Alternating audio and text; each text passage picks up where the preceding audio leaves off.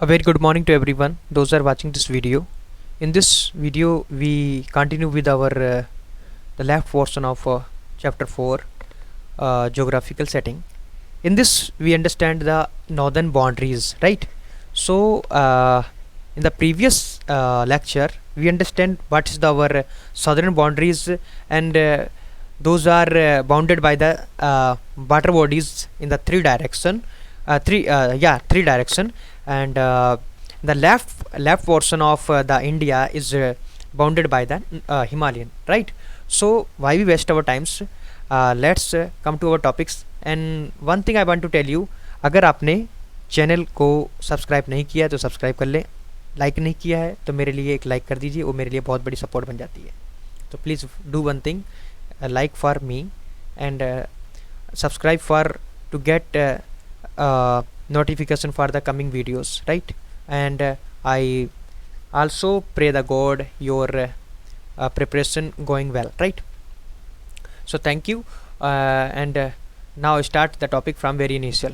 The India is the bounded by the Himalaya on the north and seas on the other sides. कहने का मतलब ये है कि जो भारत है हमारा वो नॉर्थ साइड में अगर देखा जाए उसे यानी कि हिमालय से बाउंडेड है, और जो अदर थ्री साइड्स हैं जैसे ऐसे इस टाइप से, तो यहाँ पर भी हमारा बे ऑफ बंगाल है, इधर अरेबियन सी, और ये भी यानी कि वाटर बॉडी हमारी जो यानी कि हिंद महासागर से सटी हुई है, ठीक है.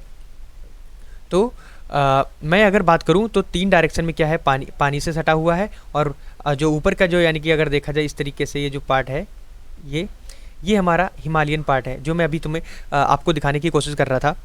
Wait I am showing you the exact picture of India.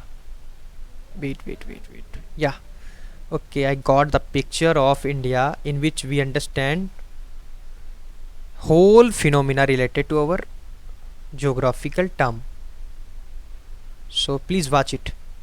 देखिए यहाँ पर ये जो आपको दिख रहा है सारा, ये जो यानी कि ये पूरा जो पोर्शन है ये हमारा नॉर्दर्न यानी कि नॉर्दर्न पार्ट में आएगा, और ये किससे घिरा हुआ है, यहाँ तक ये सारा जो पार्ट है यहाँ तक ये हिमालय का पार्ट है, और ये अरावली का पार्ट है, ठीक है. अरावली यहाँ से यहाँ तक दिल्ली तक आती है, दिल्ली में आकर यानी कि वो ख़त्म हो जाती है. तो ये सब यानी कि माउंटेनियस पार्ट्स है जो हमारा यानी कि हिमालय से घिरा हुआ है. और इधर का पार्ट अगर देखा जाए ये पार्ट, ये सारा हमारा वाटर बॉडी से घिरा हुआ है, ये भी वाटर बॉडी से घिरा हुआ है, और ये भी वाटर बॉडी से. तो तीन डायरेक्शन में यानी कि वाटर बॉडी से घिरा हुआ है, and one direction is surrounded by Himalaya, that is our mountain, it's a huge mountain, right. So why waste our times, let's come to the topic.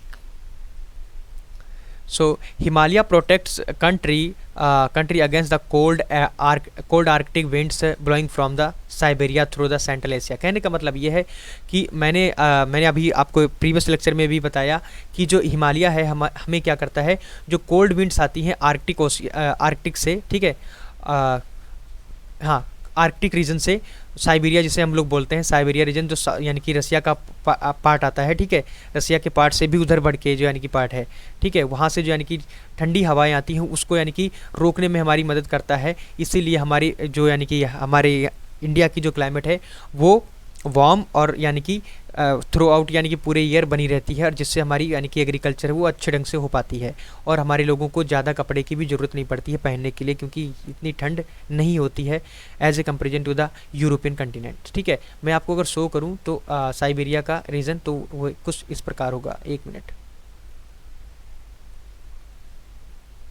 ये तो ये यहाँ से ये देखिए ये पूरा जो ये यहाँ से ये जो पोर्शन है चाइना का पोर्शन, उसके बाद जो ये आ जाता है ये रसिया का पोर्शन है, और यहाँ से उठने वाली जो ये विंड्स जो इस डायरेक्शन में आती हैं, ठीक है, इस डायरेक्शन में जो आती हैं, इस डायरेक्शन में जो आती हैं, ये सारी विंड्स जो इस डायरेक्शन में यहाँ से आ रही हैं, जितनी भी विंड्स आएंगी इनको बोलेंगे arctic winds, those are the very cold. And if these comes inside in inner side of the India, then it create a lot of problems for the agricultural activity of Indian farmers, right? So we are very lucky by the nature, because Himalaya is our protector, Himalaya is our gate man, which create a one thing for us, that is our boundary which separate the other continent from India and also protects us from the cold winds, right? So why we waste our times, let's come to the next line. This keeps the climate of the northern India Fairlie warm through out the year, यानी कि हमारी जो भारत की जो climate है, जो यानी कि जलवायु है, उसे यानी कि वार्म बनाए रखता है थ्रू आउट पूरे ईयर, ठीक है। As a cold is not very severe in the plains, people do not need heavy clothing, बहुत यानी कि लोगों को बड़े बड़े यानी कि बड़े हैवी कपड़ों की ज़रूरत नहीं पड़ती है ठंड से बचने के लिए। Can live on the open longer period, हम लोग यानी कि यानी कि हम लोग रह सकते हैं ओपन पीरियड, मतलब यानी कि खुले आसमान के नीचे भी, क्योंकि जो अगर देखा जाए जो हमारे साइबेरियन कंटिनेंट्स हैं वहाँ पर आप खुले आसमान के नीचे नहीं रह सकते, क्योंकि कितनी बर्फ़ पड़ती है, आदमी की डेथ हो सकती है। That is too much weathering of ice, right? So secondly, the Himalaya are the sufficiently high to shield India against the invasion from the north. Himalaya एक किस्म से हमारे लिए यानी कि कोल्ड विंड से तो बचाता ही है।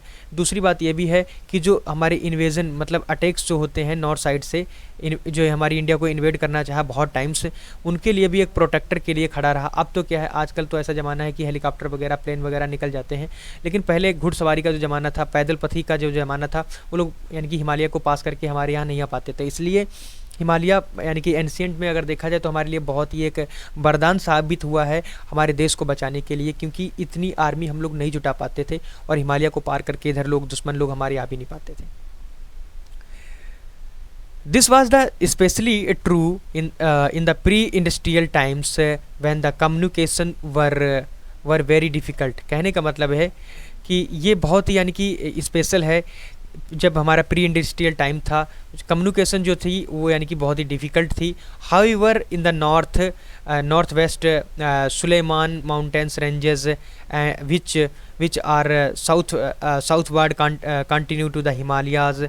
कहने का मतलब ये है कि अगर देखा जाए इसी के कारण हमारे यहाँ जो हमले अगर देखा जाए इस देखिए कहीं हमारे लिए बहुत अच्छा काम कर रहा है, कहीं पर हमारे लिए यानी कि कम्युनिकेशन में अगर देखा जाए तो बहुत बड़ी बाधाएं उत्पन्न करी है कि अगर आप चाहो हिमालय को पार करके अगर आप रसिया जाना चाहो तो बहुत एक बड़ा टास्क है। कोई भी व्यक्ति इतना यानी कि पास करके कैसे जा पाएगा, ठीक है। तो ये सब चीज़ें हमारे लिए आती हैं। तो उसी लिए जो सुलेमान माउंटेन रेंजेस हैं, ठीक है, विच आर द साउथवर्ड, जो साउथवर्ड डायरेक्शन में हैं, ठीक है, कंटिन्यूइंग हिमालय जो हिमालय तक पहुँचती हैं, could be crossed through the Khyber बोलन एंड द गोमाल पासेस। कहने का मतलब है ये जो यानी कि रेंजेस हैं इनको यानी कि कुछ ऐसे यानी कि हमारे मुख्य द्वार हैं जिसके द्वारा हमारे देश में लोगों ने इन्वेजन किया, ठीक है, इन्वेड किया हमारे भारत को। जैसे खैबर पास से भी लोग आ गए, बोलन पास से आ गए, गोमाल पास से भी आ गए, ठीक है। The Sulaiman ranges are joint with southward in the Balochistan. अगर बलूचिस्तान पाकिस्तान का जो पार्ट है वहाँ पर अगर देखा जाए तो वो जो यानी कि हमारी सुलेमान रेंजेस हैं वो यानी कि ज्वाइंट करती हैं, ठीक है, साउथवर्ड डायरेक्शन में, यानी कि साउथवर्ड डायरेक्शन में इन बलूचिस्तान में जुड़ती हैं, ठीक है, विद खैबर रेंजेस। वो खैबर रेंजेस से जुड़ती हैं which could be crossed through the बोलन पासेज। और आगे चलकर यानी कि वो बोलन पास जो है उसको यानी कि क्रॉस करती हैं, ठीक है। Though these passes two-way traffic between India and the Central Asia, ये यानी कि एक किस्म से ट्रैफिक खड़ा करता था हमारे इंडिया में और यानी कि जो एशिया यानी कि मिडल एशिया जो है उसके बीच में, ठीक है, सेंट्रल एशिया, ठीक है। Continued from the pre historic times onwards, इस मैंने जो बताया वही है, ठीक है। Various peoples from Iran, Afghanistan, central Asia came to India and as invaders and migrants and vice versa। कहने का मतलब है बहुत से लोग यानी कि हमारे इंडिया में अदर कंट्रीज से आए और यानी कि हमारे भारत को इन्वेड किया, लेकिन हमारे भी इंडिया के बहुत सारे ऐसे थे जिन्होंने उनको इन्वेड किया। जैसे अशोका ने यानी कि ईरान पर बहुत यानी कि अशोक ऐसा एक सम्राट हुआ जिसने अपना साम्राज्य बहुत दूर तक फैलाया था, ठीक है। तिब्बत पूरा पार्ट यानी कि अशोक का था, नेपाल और यानी कि जो अफ़गानिस्तान वो भी हमारा गांधार जिसे नाम से जाना जाता था।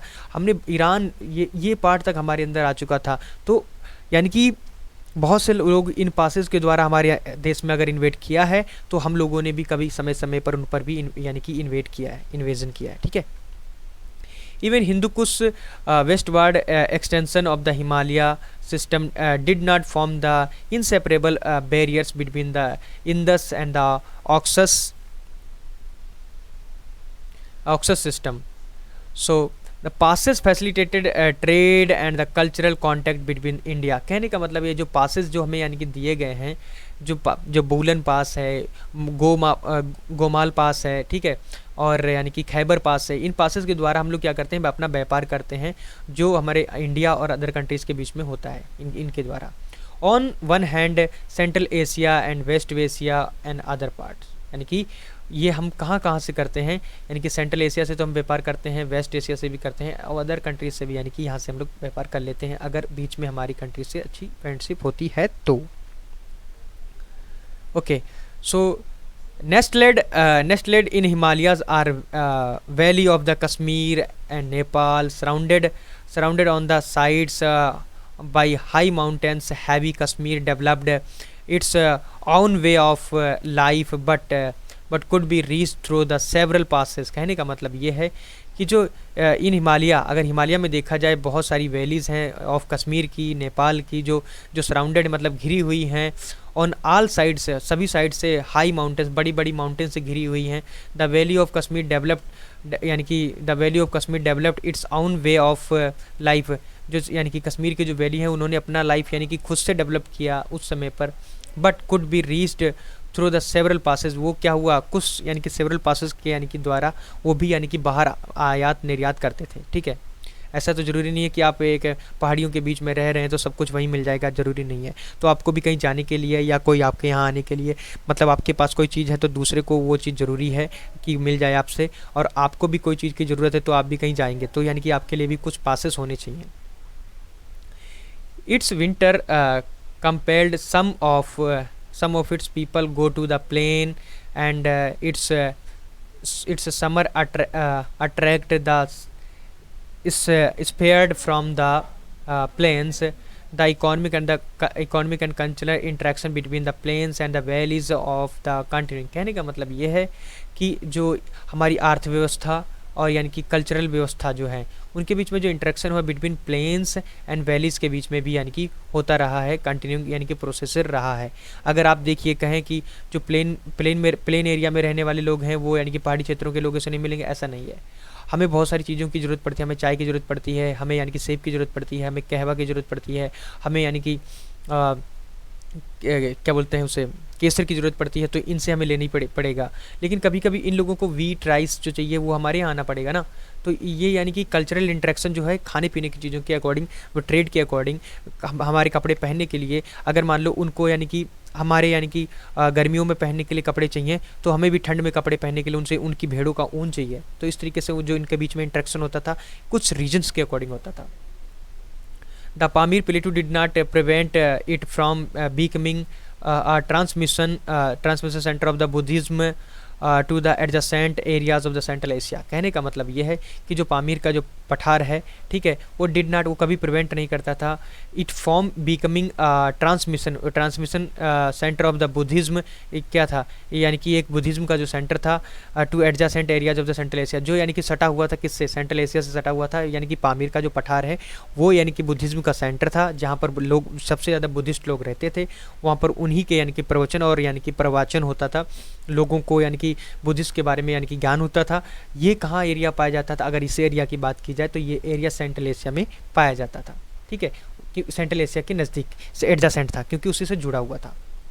The valley of Nepal smaller in size accessible of the people of the Gangetic planes. कहने का मतलब ये है अगर वैली ऑफ नेपाल की देखी जाए तो वो क्या है, स्मॉलर है, यानी कि साइज़ में अगर देखा जाए तो यानी कि स्मॉलर है, accessible to the people of the Gangetic plains through a number of the passes.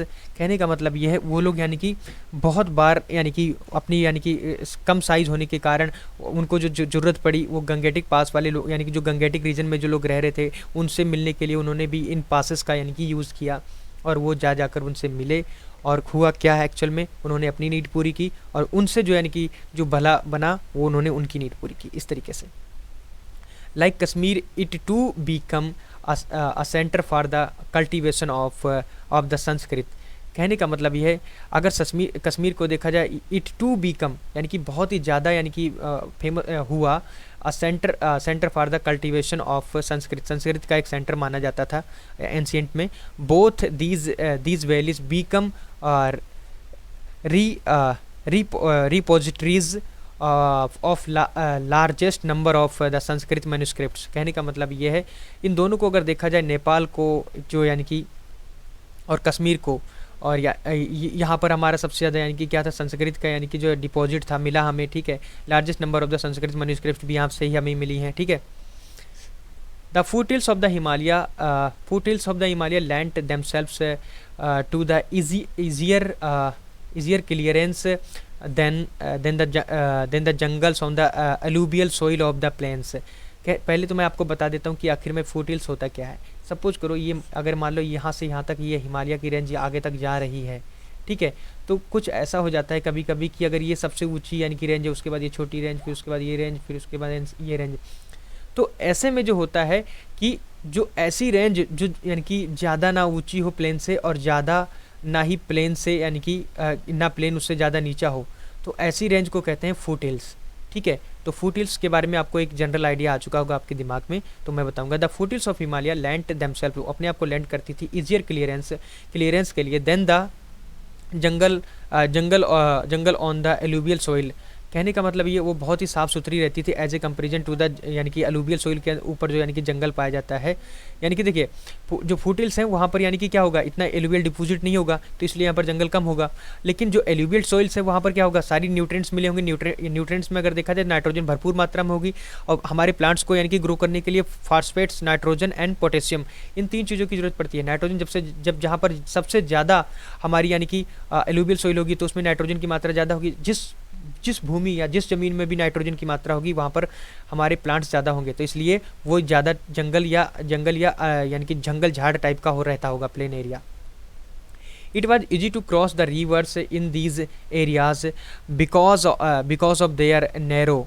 देखिए उन दिनों क्या होता था, जो हमारी नदी होती थी वो बहुत ही यानी कि सकरी टाइप की होती थी, नैरो होती थी, क्योंकि उस वक्त हमारे पेड़ ज़्यादा होते थे। पेड़ों की वजह से नदी का कटान कम होता था, नदी में ज़्यादा बाहर नहीं आ पाती थी। इसीलिए होता क्या था, नदी बहुत संकरी होती थी, इसलिए हमें नदी पार करने में बहुत ही सुलभता से हम लोग पार कर जाते थे। लेकिन आज की डेट में बात किया जाए तो नदी बड़ा बड़ा साइज़ ले रही है। क्यों?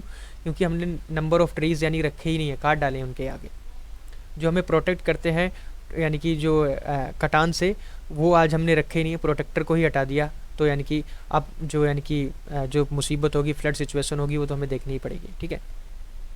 With the hence the earliest routes strict along the foot hills of the Himalayas. यानी कि जितने भी यानी कि जो यानी कि अर्लीस्ट रूट थे वो क्या थे, वो क्या होते थे, स्ट्रिक्टेड होते थे अलॉन्ग यानी कि जो फुट हिल्स हिमालय है उसके अलॉन्ग, क्योंकि वहाँ पर ज़्यादा से ज़्यादा यानी कि घास कूड़ा नहीं होता था और यानी कि ज़्यादा जंगल झाड़ नहीं होता था, साफ़ सुथरा होता था। तो वहाँ से लोगों को निकलने में मदद होती थी, क्योंकि साफ़ सुथरी जगह में पैर रखते हुए भी बनता है, ठीक है। पहले हमारे पास लाइट की भी व्यवस्था नहीं थी इतनी। From the west to east, जैसे ही आप वेस्ट टू ईस्ट बढ़ेंगे एंड वाइस वर्सा यानी कि ईस्ट टू वेस्ट बढ़ेंगे, जैसे यानी कि जब भी यानी कि जाएंगे तो आपको एक ही यानी कि रूट मिलेगा। यानी कि उस वक्त का रूट जो था वो होता था यानी कि जो फुट हिल्स हिमालय है वहाँ पर जो वो रूट हम लोग फॉलो करते थे। इट वाज, ये देखा गया था कि there for natural dead earliest agricultural settlements were founded in the foot hills and the uplands and the trade routes followed in the Terai routes। कहने का मतलब ये है कि ये था कि जो natural date earliest agriculture settlements होते थे वो फाउंडेड किए जाते थे इन द फुट हिल्स, यानी कि फुट हिल्स में यानी कि उनको फाउंडेड किया जाता था, एंड अपलैंड्स में क्योंकि जो ट्रेड रूट्स जो हैं उन्हीं के द्वारा फॉलो किए जाते थे तराई क्षेत्र में, ठीक है। सो हमने कंप्लीट कर लिया अपना यानी कि क्या बोले तो मुझे याद नहीं आ रहा मैंने ओके। सो जितना भी नॉर्दर्न बाउंड्रीज थे उसके बारे में जो हमने पढ़ा सारा कवर कर लिया। अब बात आती है हमारी रिवर्स की। देखिए रिवर्स का तो सबसे ज़्यादा योगदान रहा है हमारे किसी भी शहर को डेवलप करने में, किसी भी देश को डेवलप करने में, किसी के देश की इकोनॉमिक कंडीशन को डेवलप करने में, ठीक है। डिफरेंट टाइम हमारी रिवर्स ने हमें यानी कि एक किस्म से बून का काम किया है, एक यानी कि हमारे लिए आशीर्वाद का काम किया है। So I am coming on the points of the rivers, and it is very important for us to listen about the rivers, because river are the arteries of the commerce, right? So we carefully listen it, and then after we have a much more points related to our rivers and our ancient history. So why the writers, because क्योंकि writer का यानी कि point ही यही होता है कि अगर वो किसी चीज़ को यानी कि लिखता है तो उसका बहुत ही बड़ा सिग्निफिकेंस होगा उस पीरियड में, ठीक है. So why west, the heart of the historical India is formed from the important rivers which are swollen by the tropical monsoon rains. कहने का मतलब ये है कि जो अगर देखा जाए हिस्टोरिकल इंडिया का जो पीछे यानी कि हिस्टोरी का इंडिया में अगर देखा जाए तो सबसे ज़्यादा जो महत्वपूर्ण रोल रहा है वो रिवर्स का रहा है, जिन्होंने यानी कि जो मैंने ट्रॉपिकल यानी कि जोन बताया वहीं से जो मानसून उठता है, उस मानसून से जो यानी हमारी रेन होती है, रेन में यानी कि जो बारिश होती है, बारिश से जो यानी कि हमारी नदियाँ भर भर के चलती हैं एकदम, मतलब एक सूजी हुई अगर देखा जाए तो मतलब इतना नदी में पानी लेकर जो चलती हैं. उन्होंने बहुत मदद की है हमारी देश की अर्थव्यवस्था को सुधारने में, हमारे देश की भूमि को एलुवियल बनाने में. तो नदी का जो रोल है वो हमारे लिए बहुत ही इम्पोर्टेंट है for the purpose of the historical India. These consist of the plains of the Indus system. ये क्या करती थी, इंडस सिस्टम जो होता है उसका यानी कि वो प्लेन जो होता था उसे यानी कि कंसिस्ट करती थी. The Indo Gangetic divide the Gangetic basin and the Brahmaputra basin. कहने का मतलब ये है कि जो ये क्या करती थी, दिस कंसिस्ट ये करती थी यानी कि ये कंसिस्ट करती थी किसको, the plains of the Indus system को भी कंसिस्ट करती थी और डिवाइड करती थी ब्रह्मपुत्रा को और यानी कि गंगेटिक बेसिन को, ठीक है, और इंडो गंगेटिक बेसिन को. अलग अलग टाइप की यानी कि रिवर हमारी यानी कि हमारी जो भारत भूमि है उस पर पाई गई हैं. Proceeding from west to east, जैसे ही आप वेस्ट टू ईस्ट बढ़ेंगे we find the annual rainfall gradually increasing. जब आप यानी कि राजस्थान में रहेंगे तो राजस्थान से यानी कि इधर थोड़ा हरियाणा की तरफ बढ़ेंगे तो लगभग वहाँ पर जो यानी कि रेनफॉल है वो लगभग 25 से 30-40 करीब होगी. लेकिन जैसे ही आप मानिसराम मेघालय यानी कि नॉर्थ ईस्ट एरिया में चले जाएंगे तो 100 से 200-250 तक यानी कि हमारी जो रेनफॉल होती है वो हमें मिलती है. और सबसे ज़्यादा जो यानी कि पानी का यानी कि जहाँ पर बारिश होती है उसे यानी कि हम चेरापूंजी के नाम से भी जानते हैं, मानिसराम मेघालय, ठीक है. The Indus vegetation based on 25 and 37 rainfall, यानी कि जो इंडस वेजिटेशन जो है यानी कि जो हमारा जो वेस्टर्न साइड में इंडस वेजिटेशन आता है वो हमारा रेनफॉल पर ही यानी कि डिपेंड करता है, ठीक है, रेनफॉल पर डिपेंड करता है. और कब कितना डिपेंड करता है, 25 से 30 सेंटीमीटर यानी कि रेनफॉल वहाँ पर होता था. Possibly western Gangetic vegetation based on 37 to 60 centimetre rainfall. कहने का मतलब ये है कि वेस्टर्न जो गंगेटिक बेसिन है वहाँ पर जो यानी कि देखो इंडस में यानी कि इंडस एरिया जो था उसमें रेनफॉल 25 से 37 हो रही थी. लेकिन अगर देखा जाए आज की डेट में या पहले की डेट में जब हमारे पास जो रेनफॉल थी किस रीजन में, वो रीजन था हमारा यानी कि वेस्टर्न गंगेटिक यानी कि वेजिटेशन जो था वो उसमें यानी कि 37 से 60 के करीब यानी कि बारिश हो रही थी. Could be cleared with the stone, जो यानी कि stone and copper implements and made fit for the cultivation. और इसे यानी कि कल्टीवेशन के लिए फिट बनाती थी, मतलब एक उपजाऊ भूमि बनाती थी. But this was not possible in the case of the mid Gangetic vegetation. लेकिन ये पॉसिबल नहीं था मिड गंगेटिक बेसिन में अगर देखा जाए. Based on 60 to 170 centimeter rainfall, certainly not in the case of the lower Gangetic and the Brahmaputra vegetation based on the 125 to 250 rainfall. कहने का मतलब ये है कि यानी कि अचानक से ये नहीं देखा जाता है कि अचानक से ये जो गंगेटिक बेसिन है उसमें यानी कि जो ब्रह्मपुत्रा वेजिटेशन है उसमें कभी यानी कि इतनी तेज़ी से बारिश हो जाए. The thickly forested areas which also hard soil, यानी कि बहुत सारे ऐसे यानी कि एरियाज़ हैं जिसमें बहुत ही हार्ड सोइल पाई जाती है. could be cleared, उनको यानी कि क्या किया गया है, could be cleared उनको यानी कि क्लियर किया जा चुका है only with the aid of iron implements which became the alluvial at much much later stage, कहने का मतलब है बहुत सारे ऐसे यानी कि कहने का मतलब है ऐसे एरिया पाए गए हैं जहाँ पर जो हमारी जो पृथ्वी है, जहाँ पर हमारी जो धरती है, जहाँ पर हमारी जो एलिवियल मतलब सोइल है वो बहुत ही हार्ड पाई गई है। तो वहाँ पर खोदने पर यानी कि आयरन के इम्प्लीमेंट्स मिले हैं। इम्प्लीमेंट्स का मतलब ये है कि आयरन के डिपॉजिट्स मिले हैं जो हमें यानी कि हमें अवेलेबल कराते हैं, यानी कि लार्ज यानी कि लेटर स्टेज में, यानी कि हमें बहुत सारी चीज़ें यानी कि अवेलेबल कराई हैं। अवेलेबल का मतलब ये है कि हमें आयरन वहाँ से मिला है। सिंपल तरीका में बोलूँ तो आयरन जो मिला है वो हार्ड जो यानी कि जो क्या बोलेंगे तो हार्ड जो सोइल है वहाँ से मिला है, ठीक है। Therefore, the natural resources of the less rainy western areas were utilized first, and the large scale human settlements generally spread from west to east। कहने का मतलब है जो ह्यूमन सेटलमेंट है उसको यानी कि कहाँ से कहाँ यानी कि स्प्रेड किया गया है, वेस्ट टू ईस्ट। वेस्ट मतलब अगर देखा जाए राजस्थान से हमारा, और आगे आगे पहुँच जाए तो मानिसराम, मेघालय, त्रिपुरा, मिजोरम, इस तरफ, ठीक है। Once brought under the cultivation of the Indus Gangetic plains produce rich crops and support the successive cultures। कहने का मतलब यह है कि जैसे ही आप बढ़ते जाएंगे तो हमारी जो गंगा है वो हमारी गंगेटिक बेसिन में आने के बाद हमें यानी कि बहुत बढ़िया यानी क्रॉप देती है जो हमें सपोर्ट करती है हमारा कल्चर जो है उसे आगे बढ़ाने में, ठीक है। The Indus, the Indus and the Western Gangetic plains principally produce the wheat, barley, while the middle and the lower Gangetic plains will largely produce the rice, which also become a staple diet in the Gujarat and south of the Vindhyas। कहने का मतलब ये है कि अगर जैसे जैसे हम लोग यानी कि वेस्ट से ईस्ट की तरफ बढ़ते जाते हैं तो अगर यानी कि वेस्ट में अगर देखा जाए हमारा आ जाता है गुजरात, राजस्थान और हरियाणा और कुछ मध्य प्रदेश। उस क्षेत्र में अगर देखा जाए तो हमारे पास अधिकतर हम लोग जो यानी कि खेती करते हैं किसकी, वीट की करते हैं, बरले की करते हैं। और अगर जैसे हम लोग मिड गंगेटिक प्लेन में आ जाते हैं तो हम लोगों को अधिकतर क्या हो जाता है, हम लोग राइस का यानी कि राइस प्रोड्यूस करते हैं। जैसे यानी कि बिहार आ गया, हमारा ईस्टर्न यूपी आ गया, उसके बाद में हमारा कुछ पार्ट ऑफ बंगाल आ जाता है, कुछ पार्ट क्या सारा ही पार्ट बंगाल का आ जाता है, जहाँ पर हम सबसे ज़्यादा असम आ गया। ये जो यानी कि एरिया है जहाँ पर हम लोग सबसे ज़्यादा यानी कि राइस यानी कि उत्पादन करते हैं, ठीक है। Which also become staple diet, जो हमारी स्टेपल डाइट है इन द गुजरात में, ठीक है। गुजरात में देखा जाए, ठीक है, गुजरात में क्या होता है, फाफड़ा खाते हैं, ठीक है।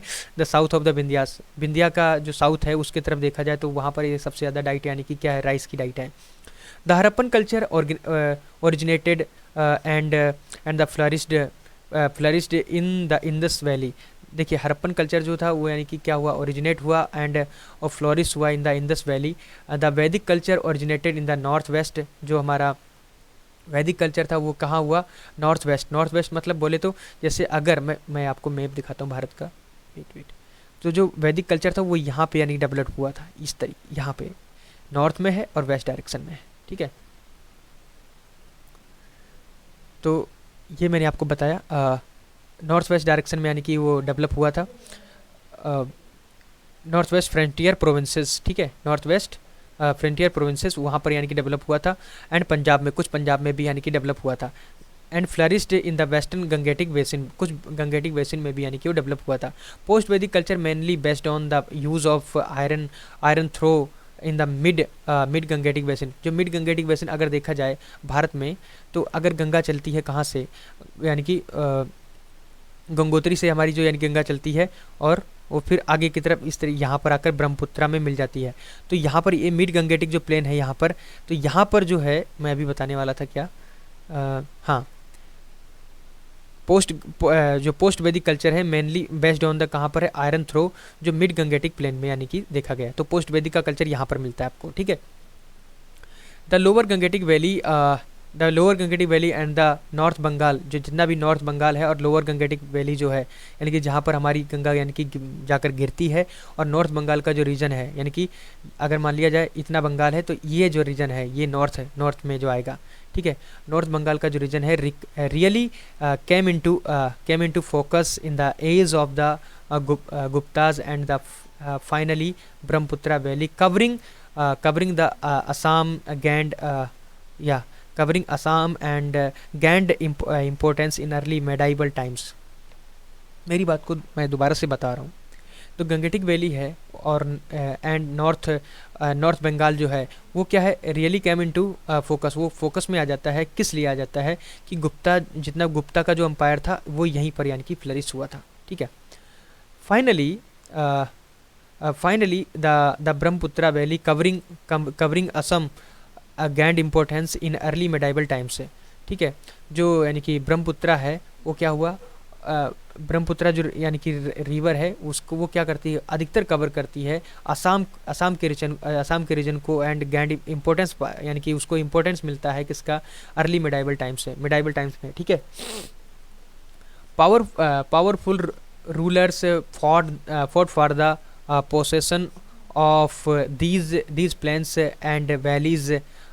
The Ganga, Yamuna, Doab particular proved to be a most coveted contested area. कहने का मतलब बहुत सारे योद्धाओं ने यानी कि यानी कि फर्टाइल एरिया के लिए लड़ाई करी है कि अगर काश ये मेरे पास हो जाए तो मेरे पास जो यानी कि मेरी जो जनता है वो अच्छा कमाएगी और मुझे अच्छा से कर देगी। तो जिन लोगों ने यानी कि ज़्यादा एलुवियल यानी कि रीजन में यानी कि अपना यानी कि राइन रखा है, अपना साम्राज्य रखा है, तो वो अधिकतर साम्राज्य समृद्ध रहा है। और दूसरी बात, उसके पास ज़्यादा से ज़्यादा सोर्सेज रहे हैं, इकोनॉमिक सोर्सेज, जो अपनी प्रजा को चला सके, खुशी रख सके। The rivers served as a artery of the commerce and the communication. जैसे मैंने पहले बताया कि जितनी भी रिवर्स हैं उनको यानी कि ये माना जाता है कि वो नसें हैं, ठीक है, किसकी, हमारी कॉमर्स की, वाणिज्य की, यानी कि जितनी भी नसें हैं, और कम्युनिकेशन के लिए। कम्युनिकेशन मतलब यानी कि मतलब यहाँ से अगर मुझे कहीं किसी से मिलने जाना है या कोई मुझसे मिलने आएगा तो पहले रोड का हम लोग इतना यूज नहीं करते थे, हम लोग क्या करते थे, बोट का यूज करते थे और उसमें बैठ के यहाँ से वहाँ जाया करते थे। तो पहले जो ट्रांसपोर्टेशन का पूरा काम था या कम्युनिकेशन का जो पूरा काम था, या मान लो किसी भी मतलब खेती में पानी लगाना है, या मान लो जितनी भी बड़ी सभ्यताएं जो पनपी हैं वो रिवर के किनारे ही हुई हैं, ठीक है। रिवर का बहुत बड़ा योगदान रहा है। In ancient times it was difficult to build roads. बहुत ही दिक्कत होती थी, यानी कि बहुत ही डिफ़िकल्टी थी एक रोड बनाना एंशियंट टाइम में। And so man and material were moved by the boat. जितना भी आदमी है या मटेरियल मतलब जो यानी कि सामग्री वस्तुएं हैं वो क्या करते थे, बस पानी के द्वारा बोट की मदद से एक जगह से दूसरी जगह जाया करते थे। The rivers routes therefore well served military and the commerce transport.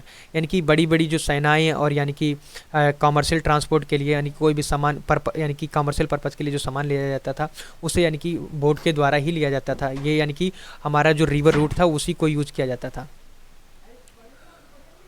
Eventually, the stone pillar built by the Ashoka were transported to different parts to the country by boat.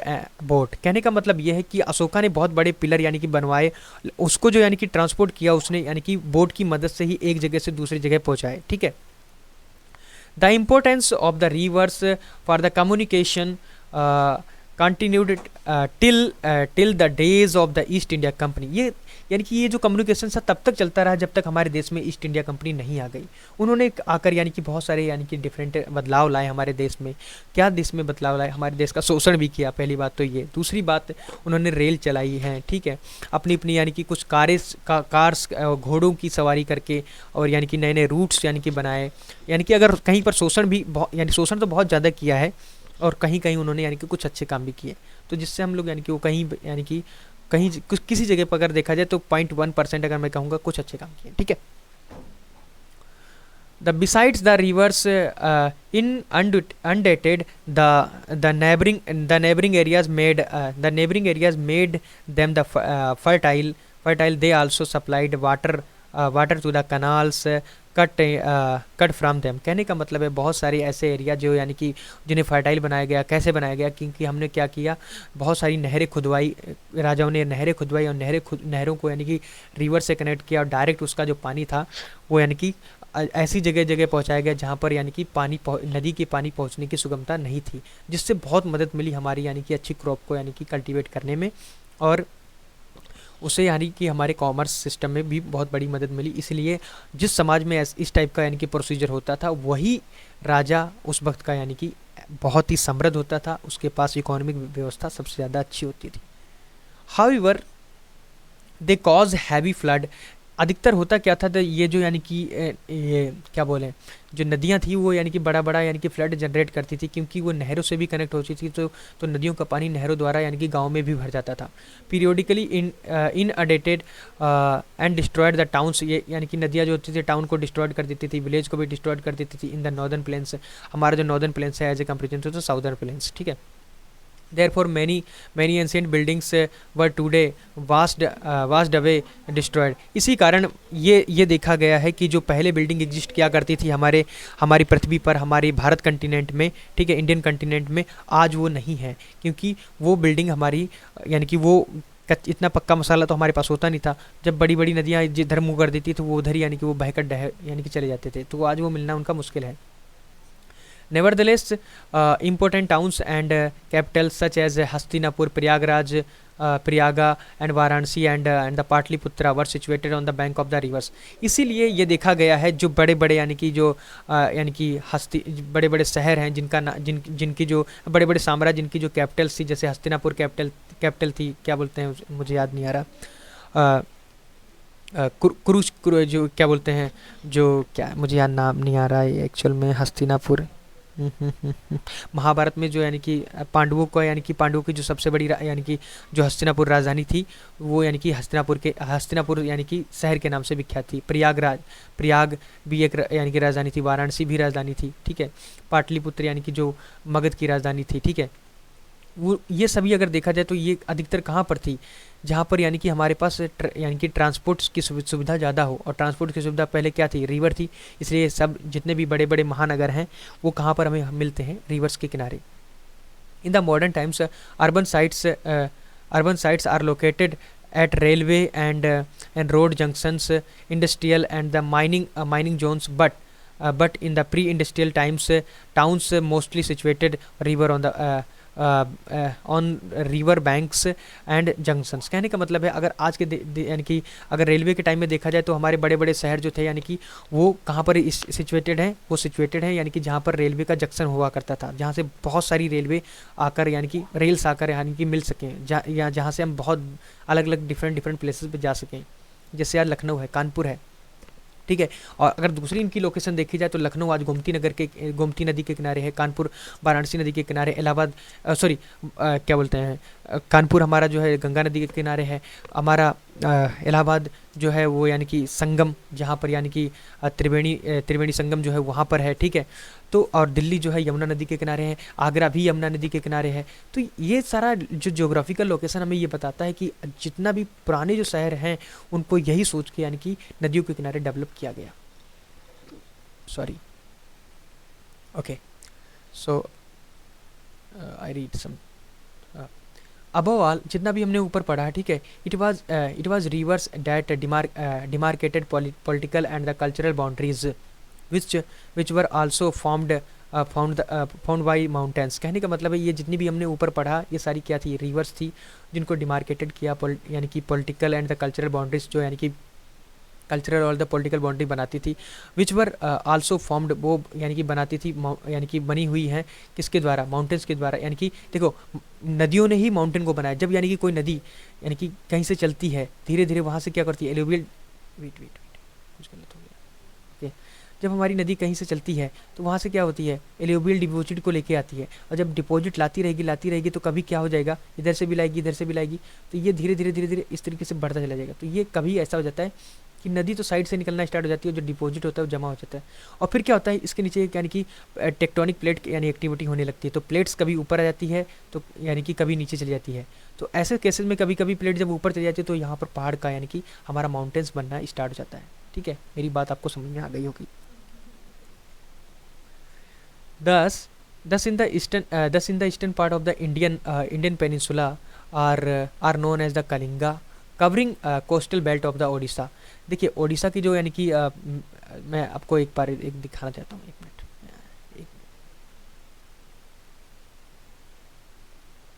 ये देखिए ओडिशा का जो ये पार्ट है ना, ये ओडिशा का part जो ये ओडिशा का जो पार्ट है, ये क्या है, यहाँ पर अगर देखा जाए ये सारा क्या है, ये यानी कि कोस्टल पार्ट है। कोस्ट मतलब बे ऑफ बंगाल से सटा हुआ एरिया है, ठीक है। और यहाँ पर कौन सी नदी है, महानदी है। उसके बाद में हमारी ये दूसरा यानी कि रीजन आ जाता है, ठीक है, दूसरा यानी कि राज्य आ जाता है। वो उसके बाद कौन सी है, गोदावरी है। फिर गोदावरी के बाद कृष्णा है, और कृष्णा के बाद हमारी एक मिनट, रिवर का नाम नहीं दिया गया, मुझे मुझे याद नहीं आ रहा।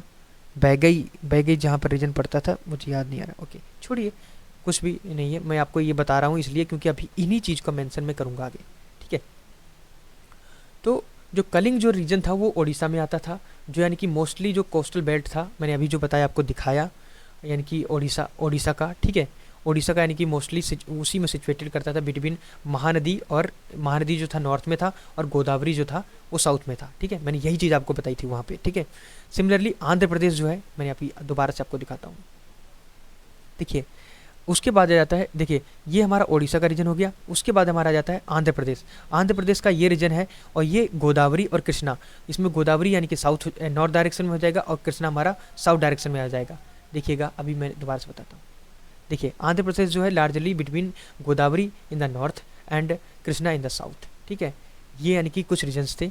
Deltaic plain formed these two rivers, their mouth sought into the prominence by beginning of the Christian era, when they become studded with towns and ports under the Satavahana. कहने का मतलब यहाँ पर ये है कि जितने भी डेल्टिक प्लेन्स से जो यानी कि फाउंड मतलब बने, दिस टू, ये दो रिवर जो हैं मैंने अभी बताया, कौन सी, महानदी, गोदावरी और कृष्णा, तीन, ये मेनली दो नदी को मेंशन किया गया है, महानदी और गोदावरी। कृष्णा नदी को भी अगर देखा जाए तो उनको मेंशन किया जाएगा, ठीक है। तो इन नदी ने क्या बहुत सारा इंपॉर्टेंट रोल अदा किया है, जिनके यानी कि जो माउथ हैं वो यानी कि शॉर्ट इनटू यानी कि शॉर्ट हो जाते हैं, जो यानी कि खुलते हैं जाकर बे ऑफ बंगाल में, ठीक है। यानी कि देखो कृष्णा को इसमें हम लोग ऐड नहीं करेंगे, मुझे कृष्णा के बारे में ज़्यादा एग्जैक्ट इन्फॉर्मेशन पता नहीं है, लेकिन महानदी और गोदावरी की बात करें तो उनका जो मुँह जो खुलता है वो हमारा बे ऑफ बंगाल में खुलता है। तो ये जो यानी कि beginning of the Christian era है, when they become stead and with towns and the port under the Satavahana. ये सातवाहना को जो यानी कि डायनेस्टी थी उस वक्त, यानी कि ये उन्होंने उस वक्त बहुत सारा रीजन वहाँ पर जो था एल्यूवियल करके रखा हुआ था, इसीलिए यहाँ पर एक डायनेस्टी पनपी, उस डायनेस्टी का नाम था सातवाहना डायनेस्टी। मेरा कहने का मतलब यहाँ पर ये था, और इसीलिए यहाँ पर बहुत सारे सक्सेसर्स उत्पन्न हुए, एक के बाद एक को डिफीट किया, एक के बाद एक को डिफीट किया, एक के बाद एक को डिफीट किया। उसका मेन पर्पज़ यही था कि यहाँ की जो एल्यूवियल सॉइल है उसे पाना और वहाँ से अच्छा कर लेना, ठीक है, टैक्सेस लेना। And their successors. Finally, the major part of the Tamil Nadu was situated between the Krishna in the north and the Kaveri in the south direction. मैंने अभी आपको दिखाया कि जो कृष्णा रिवर है ये रही, ये कृष्णा रिवर, ठीक है, ये एग्जिस्ट कर रही है, और इसके बाद इधर का जो यानी कि इधर कृष्णा और उसके बाद जो कावेरी रिवर है उसके बीच में यानी कि तमिलनाडु एग्जिस्ट करता है, ठीक है। तमिलनाडु यहाँ से ये पूरा तमिलनाडु का रीजन है, ये केरला का रीजन है, ठीक है। तो यहाँ पर ये जो हमारा है तमिलनाडु एग्जिस्ट करता है, उसके बारे में अभी हम जानेंगे कि आखिरकार बताना क्या चाह रहा है। The Kaveri valley extended in the south रफली टू वेगई।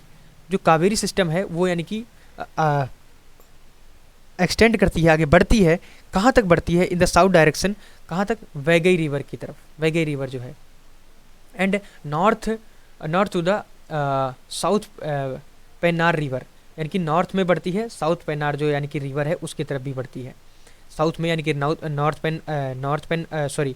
पेन्नार रिवर की तरफ, और